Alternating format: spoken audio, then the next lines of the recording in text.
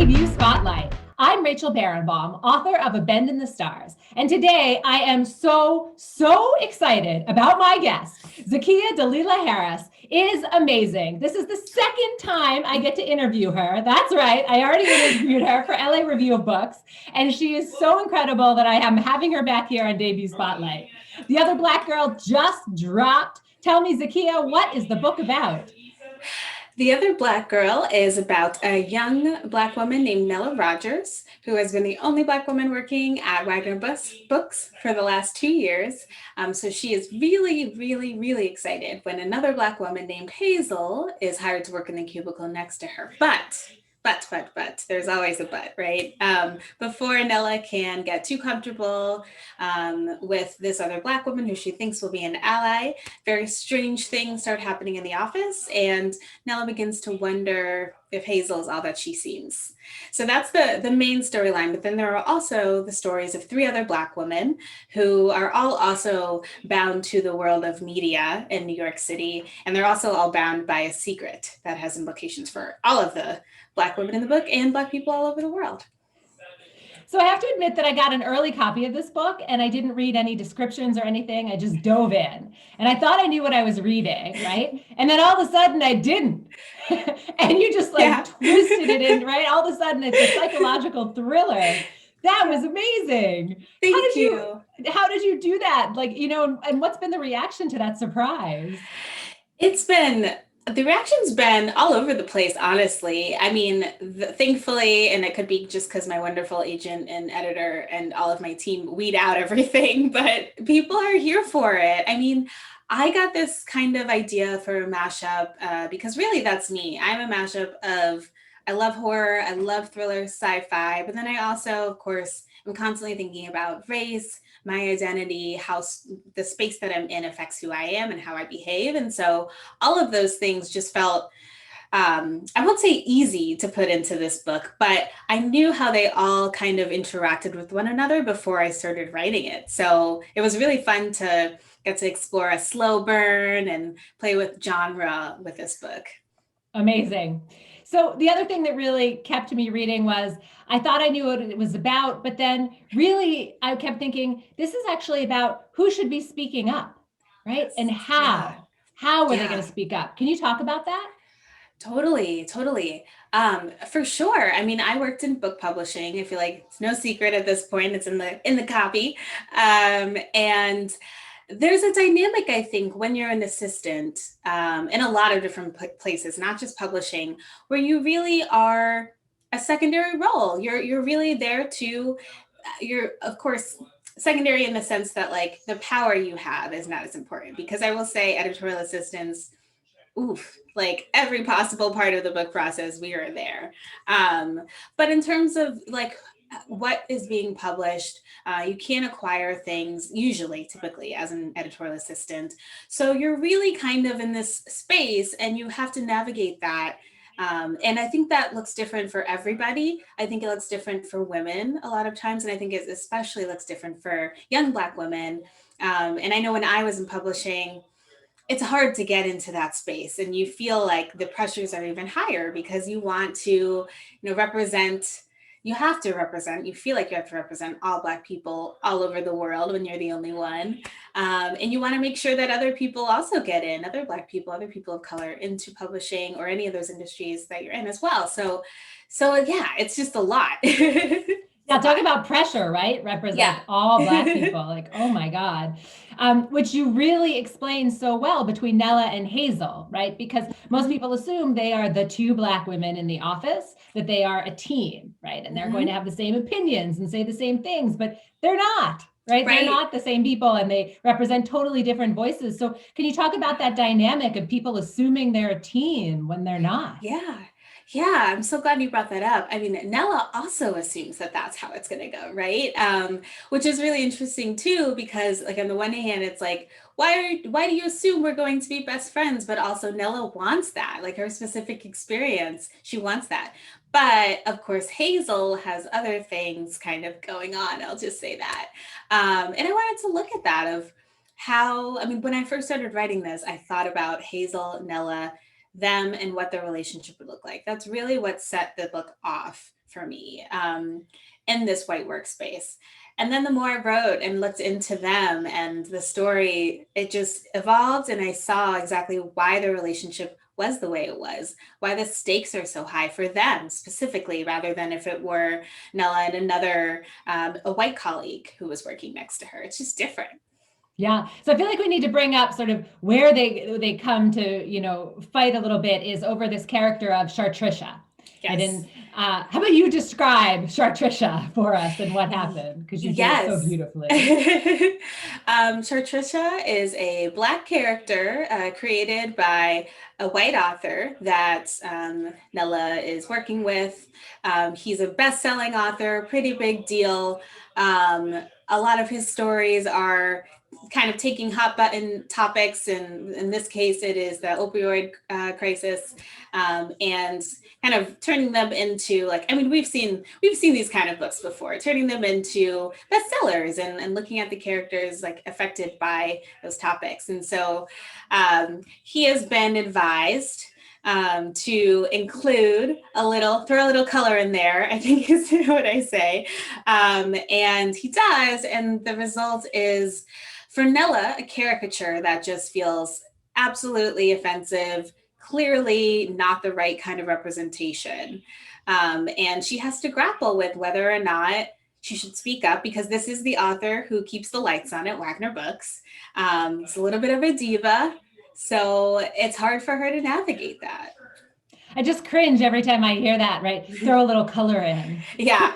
We're just all little paints, Right. Like there's no real person behind it. I mean, Yeah. Oh my God. Yeah. But this is where there's a lot of controversy and how they should speak out about it, or if they should, right? And I love that. And then that brings you up to one of my favorite quotes from the book, goes something like, what is worse, to know and not do anything, or to not know at all? Yeah. So what do you think? Yeah. I mean, I was really channeling like the if a tree falls in a forest kind of thing when I was writing that. I really think it depends. I do think in today's day and age, there are so many resources and so many ways to be aware that were not in existence 10 years, even 5 years ago. I think conversations around natural hair have changed, conversations about intersectionality, all of those things have changed. So I do think I come on the side of like, yeah, you really should know. And it's bad if you don't. One thing that I have to ask you about, and I think I've told you this before, that when I put the book down, right, my first question is, why hair? Why Black women's hair? I mean, it's so loaded for all women, but why did you choose hair in particular for this book? Yeah, I mean, I knew from the get-go in terms of Nella and Hazel's relationship. I knew that hair would be the thing that when Nella saw Hazel, I mean, there are a lot of things she sees about Hazel. It's the beautiful clothes, the way she's able to carry herself, even though she's talking to this white woman in this new space that for Nella was really terrifying. But the thing that really like Nella locks in on and is like, we are the same in this way, is natural hair, because Hazel has dreadlocks and she's growing a fro. And that for me was important because I know when I was coming up and growing up and I was mostly around white people, I really wanted to have straight hair for a lot of my life. And I did. Started getting relaxers when I was 10 because I wanted to be like all my friends. And as I got a little older, I finally got to meet other Black people because, again, growing up in mostly white spaces. And that was when I noticed like getting comments about, you talk like a white girl, this kind of thing. And it pushed me in this weird direction because I was like, right. I mean, most of my friends are white, but also at the same time, like I've been raised so Black. Like I listen to all this music. I know all of my history, all of these things. Like, why is this something that for you keeps me from being Black enough, right? And so I think once I went through my own journey of accepting myself, accepting the way I talk, the music that I listen to, the company that I keep.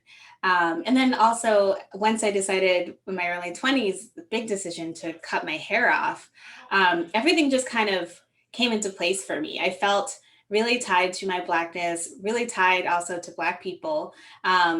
But also I felt good. I felt like I had finally, accepted the part of me that for a while I'd been rejecting. But then I'm also still, again, still listening to the same music, love Phil Collins, but also love Biggie. Like I try doing it all. And I wanted that to really show through with Nella and Nella's insecurity of with her own Blackness. And then how with Hazel, that's the thing that really, for her, she thinks that'll be the thing that connects them, and connects her to the diaspora. But I think that's the first time I've ever heard Phil Collins mentioned in our show. That's amazing. Thank you. Shout out to Phil and Genesis. Shout out to Phil. So the reception for this book has been unbelievable. I've seen it everywhere already, right? And you have book groups. Everyone is embracing this book. People of all colors from all parts of the US and probably around the world soon. What do you want all of us to take away from this book? Yeah, I think that's a great question. I mean, I want readers to just take away another example of Blackness. 6 examples, really, with all of the women in the book, but just another example that, we can be messy, we can say the wrong thing at the wrong time, but we're still worth completely engaging with, understanding our reasons, understanding why we treat one another the way we do with Nell and Hazel's complicated relationship and Kendra and Diana's complicated friendship, but also why we still don't feel like we can be ourselves all the time. And I don't think everyone should be able to bring their whole selves to work, but I do feel Black women especially often find themselves feeling like they have to really shave off parts of themselves to fit into this space. And so my hope is that readers will also see that the nuances, the ways in which we code switch, all of those heavy decisions we were talking about before about like, do I speak up? Do I not speak up? And how all of that really affects our experience moving through the world. And then I also just want readers to have fun. They will. I'm sure they will. So I also am dying to ask you, what was the hardest part about getting this book published? Oh, that's such a good question about getting it published. I mean, I have to say it moved unusually quickly for me, to be honest. Having worked on the other side, I went in fully prepared for every possible, obstacle. And it moved pretty nicely, to be honest. But the thing that I think for me was hardest, besides just getting a whole draft on the page, was I think being in the early part, that really interesting in between part where I'd finished the book and I was querying agents and I was getting notes back. And I think it's easy to feel deterred, and easy to feel swayed a little bit. And I did have, some reception of saying, publishing, we don't think publishing's ready for this yet. I did get, wow, you got that? Oh my God. I did. And I think about that note pretty often now. Wow. But I'm not going to lie. I cried because I was still in the early stages. And I had gotten a few rejections that, didn't say that, but then I was like, does everyone feel that way? And that kind of got to me and I was doubting myself and, that I wasn't going to do anything rash. I wasn't going to change the book from that. But I definitely opening up my bubble, I think was the hardest part of the process because I also just had me in the book for months when I quit to write it. And so really knowing and opening myself up to that kind of criticism was I think maybe one of the hardest things for me. But then also I think, the genre element too, I wanted to get that right because it's hard. It's so hard. And I didn't really I set out to write a book like this, but I hadn't categorized it as a genre. I just knew it was me. And so making sure I went back and really, imbued the parts of the book with that genre, that was pretty tricky as well. Thank you to my agent and editor for bearing with every single iteration and like, what if? Oh my God, I love it. So I have like a dozen more questions for you, but we're out of time. So I'm going to ask you just one more because my listeners always love this one, which is what advice do you have for new writers? Oh, I think my advice actually, because I did mention like getting that reception back was pretty hard for me from agents and just like moving through that process. I would say open up your bubble early. I think it's important to have friends who you trust reading your work. I did have that as well. It still actually honestly didn't fully prepare me for the querying process, but I definitely think it helped. It helped getting reception on, especially the first few pages, because that's really an important part when you're trying to get anyone to buy a book or anyone to represent you, is really making sure you get that beginning right. So share your work as early as you feel comfortable and make sure you give boundaries with whatever you're comfortable with, because every writer is different. I love it. Zakiya, thank you so much. I love your book, The Other you. Black Girl. May you sell many, many copies. Thank you so much, Rachel. It's such a pleasure. Thank